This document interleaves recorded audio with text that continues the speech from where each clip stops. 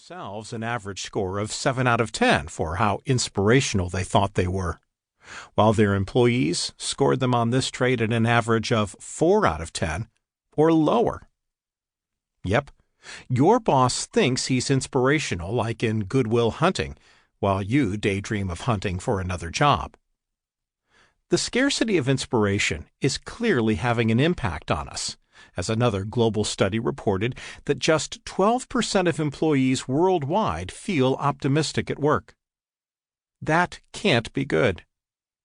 Research shows that optimism is the single biggest predictor of resiliency, and even has the power to undo the negative effects of a stressful experience. So it's really not something you want to try to do without. Still, another study showed that among leaders receiving the lowest percentile scores for inspirational ability, productivity was dreadful. Some 56% of employees working for such bosses negatively self-rated their productivity, but positively self-rated their impulsivity for taking a hammer to their temple.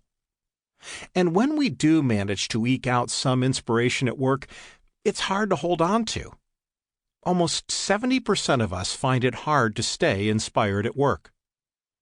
The message here is don't wait around for your leaders to inspire you and keep you inspired. Apparently, there's a landfill worth of books on how to be an inspirational leader still gathering dust on the bedside nightstands of leaders everywhere. It's time to take the matter into your own hands. Now, I know that conventional logic tells you that you need to be inspired by external forces. You can't ignite your own pilot light. I know common beliefs and classic historical accounts will tell you that you have to be patient.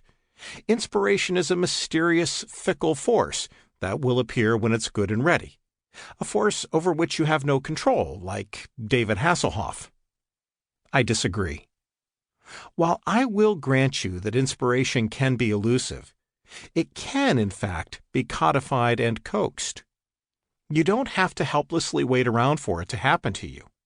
You can create the conditions where inspiration is much more likely to occur. And I'll show you how. Frankly, the prevailing wisdom isn't doing a whole lot for us. As the data clearly shows, we aren't exactly prevailing in the inspired at work department. So let's get on with the art and science of self-inspiring.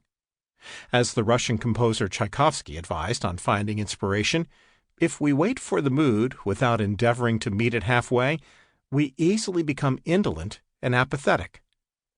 I'm on a mission to help you reignite your inspiration at work. Let's find the fire.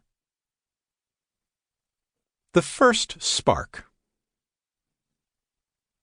Self-inspiration is, first and foremost, a choice.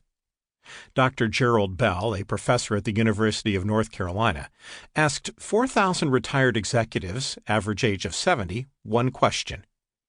If you could live your life over again, what would you do differently? The number one response?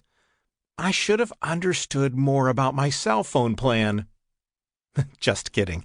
Actually, they said, I should have taken charge of my life and set my goals earlier. I can't imagine that one of your goals is to feel uninspired in your work life. Nor can I imagine such a state makes you feel in charge of your life.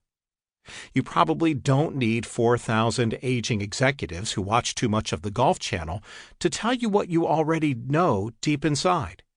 It's time to take charge and make change. And it's up to you. The first spark is struck in one of three ways. 1.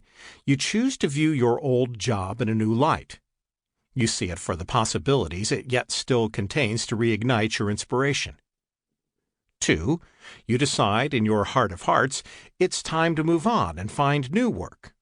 But you first commit to understanding the triggers and warning signs of what keeps and drains our inspiration over time, so that you can inform your search and know what to look for or ensure absence of at your potential new employer, and make a move that will stick.